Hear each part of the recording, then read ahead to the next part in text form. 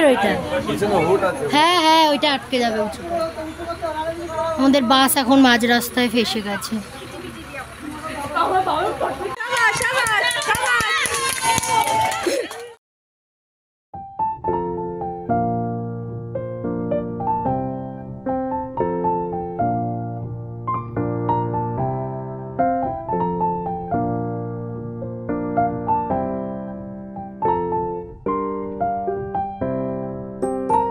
আজকের এই ভ্লগটা 30শে ডিসেম্বর 2024-এর শেষ, কিন্তু নতুন বছরের একটা শুরুর আনন্দ। তার মাঝেই আমাদের স্যারের ব্যাচের পিকনিক। এই পিকনিকটা বরাবরই আমাদের কাছে খুব স্পেশাল, কারণ এই পিকনিকেই একমাত্র আমরা সমস্ত স্টুডেন্টরা একসাথে হতে পারি। সমস্ত এক্স স্টুডেন্টও আসে এই পিকনিকে, আর আমরা সবাই একসাথে হয়ে প্রচণ্ড মজা করি।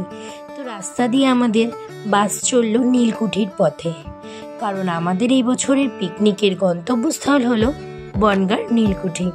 নালি আমাদের বাস এখন এসে পৌঁছেছে নীলকুঠির একটা গেস্ট হাউসের সামনে। এখান থেকে এখনো কুঠিটাই আমরা দেখতে পাইনি, কিন্তু নদীটাকে দেখতে পেয়েছি। বাস ড্রাইভারের জন্য আমাদের প্রচণ্ড ঘুরতে হয়েছে, প্রচণ্ড। যেখানে আসতে বড় যে 2 ঘন্টা সময় লাগতো, সেখানে আমাদের এখানে ফটোশুট।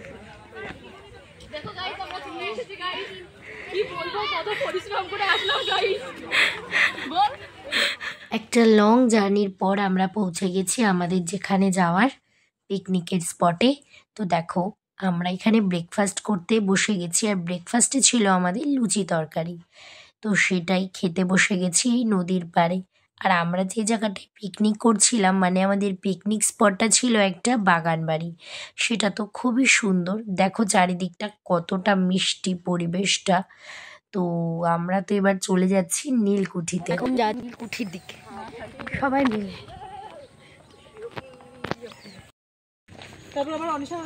ছবি ওই বাবা, এদিকে এদিকে এদিকে এদিকে।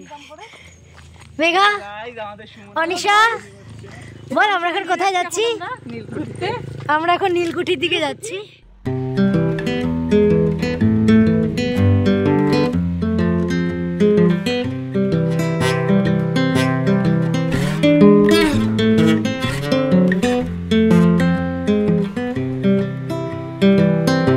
I've been thinking about myself today, thinking how I changed. আমরা এখন নীলকুঠি চলে এসেছি, আর এই যে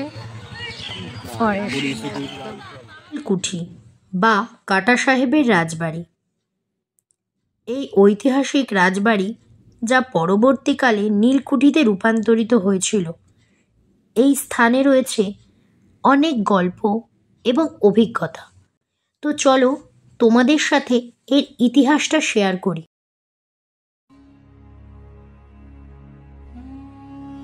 1800 শতকের শুরুর দিকে আশ বংশের স্থায়ী ঠিকানা হয় এই মঙ্গলগঞ্জ।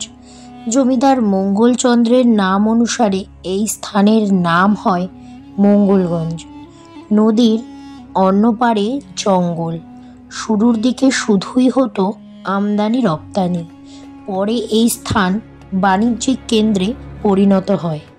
তবে সেই টানে ইংরেজরা এই স্থানে চলে আসে আর দখল নেয় এই রাজবাড়ি।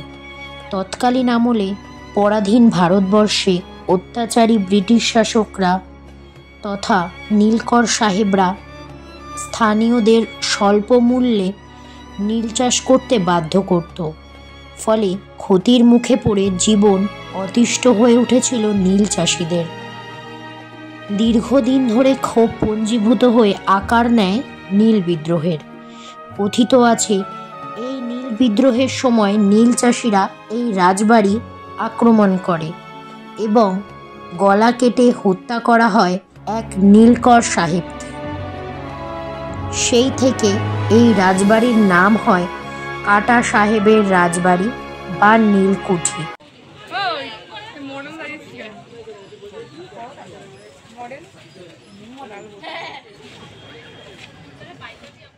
সারাদিন ঘোরাঘুরির পর এখন সবাই মিলে এখানে একটু মজা করছিলাম।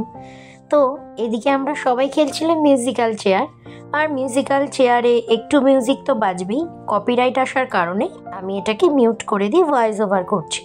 তো আমাদের সাথে কিন্তু স্যারও পার্টিসিপেট করেছিল এই মিউজিক্যাল চেয়ার খেলাতে। প্রতি বছর এই পিকনিকটা না আমাদের কাছে খুবই মেমোরেবল, তাই এই পিকনিকটা না হলে আমাদের সবারই খুব মন খারাপ হয়ে যায়।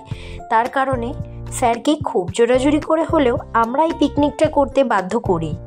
আর দেখো সবাই মিলে এদিকে এক হই আর খুব মজা করি। তো এদিকে সন্ধে নেমে এসেছে, কিন্তু আমাদের যেহেতু পৌঁছতে একটু দেরি হয়ে গেছিলো, তাই ওখান থেকে আমাদের বাড়ি ফিরতেও একটু রাত হয়ে গেছিলো। তো সন্ধে নেমেছে, সন্ধ্যের পর না জায়গাটা আরও বেশি সুন্দর হয়ে উঠেছে। এত সুন্দর একটা গেস্ট হাউসে আমাদের পিকনিকের স্পটটা ঠিক করা হয়েছিল যে ওখান থেকে আসতে আর মনই চাইছিল না। তারপরে শুরু হলো আমাদের ডান্স, মানে ওখানে একটু গান বাজিয়ে সবাই মিলে নাচ করা শুরু করে দিলাম। বনফায়ারটা ছিল না, ওটাই শুধু স্কিপ হয়ে গেছে, বাদবাকি না পুরো মোমেন্টটা ছিল বনফায়ারের মতনই, সবাই মিলে একসাথে। আর সবাই ওদিকে খাওয়া দাওয়াও করছিল, আর আমরা এদিকে খাওয়া দাওয়া করে এসে ডান্সও শুরু করে দিয়েছি। তো যেটা বলছিলাম যে স্যারের এই পিকনিকটা না প্রতি বছরই আমাদের কাছে খুব মেমোরেবল। আর এই একটা পিকনিকের জন্য আমরা কতটা ওয়েট করি পুরো একটা বছর, আর তারপর এই মজাগুলো না করলে কি হয়। কিন্তু আমাদের যে মিউজিক্যাল চেয়ার খেলাটা হচ্ছিল সেটাই কিন্তু জিতেছে আমাদের স্যার, আর আমরা এতগুলো লোক পার্টিসিপেট করা সত্ত্বেও কিন্তু আমরা সেটাতে হেরে গেছি। আর এদিকে দেখো এই ভাইগুলো কীরকম ডান্স করছে। তো সবাই মিলে প্রচণ্ড মজা করছিলাম আমরা এই পিকনিকে।